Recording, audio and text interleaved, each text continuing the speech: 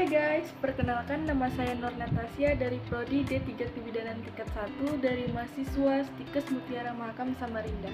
Nah, di sini saya akan membahas tentang materi gizi masyarakat.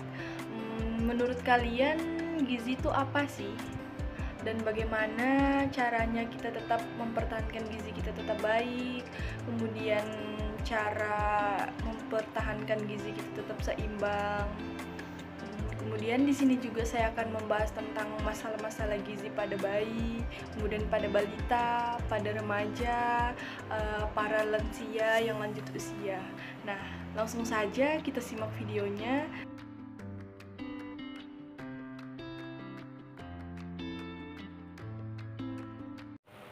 Nah, gizi berasal dari bahasa Arab yang diartikan sebagai giza yang berarti zat makanan.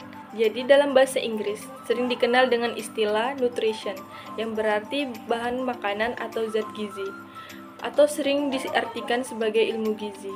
Jadi, gizi adalah sejumlah kandungan zat yang dapat berasal dari berbagai bahan pangan atau makanan yang berfungsi serta penting untuk menjaga dan memelihara serta membangun berbagai sel dan jaringan tubuh. Gizi terbagi menjadi dua, yaitu gizi klinik dan gizi masyarakat.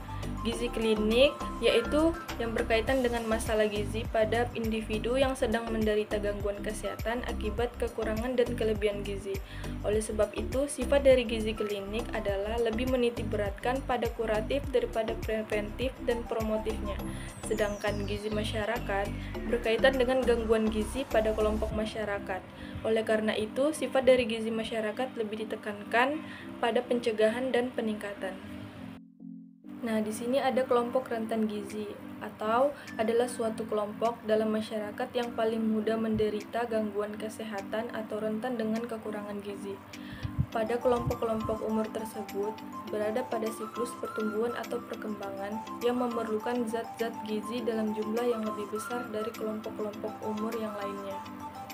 Kelompok-kelompok rentan tersebut terdiri dari kelompok bayi, kemudian ada anak balita, anak sekolah, remaja, ibu hamil, ibu menyusui, kemudian ada lansia.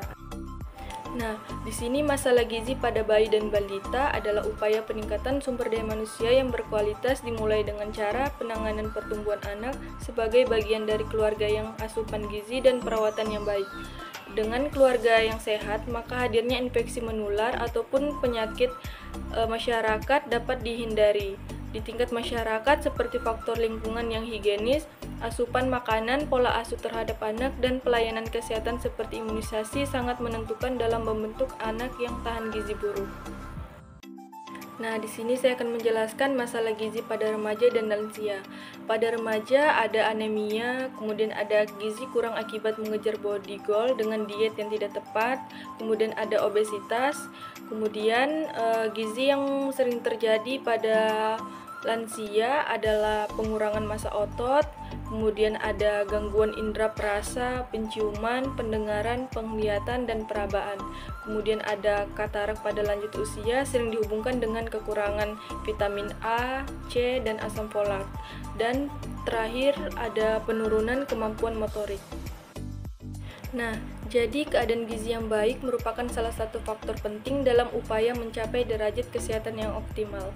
Namun, berbagai penyakit gangguan gizi dan gizi buruk akibat tidak baiknya mutu makanan maupun jumlah makanan yang tidak sesuai dengan kebutuhan tubuh masing-masing orang masih sering ditemukan di berbagai tempat di Indonesia. Namun, rendahnya status gizi jelas berdampak pada kualitas sumber daya manusia.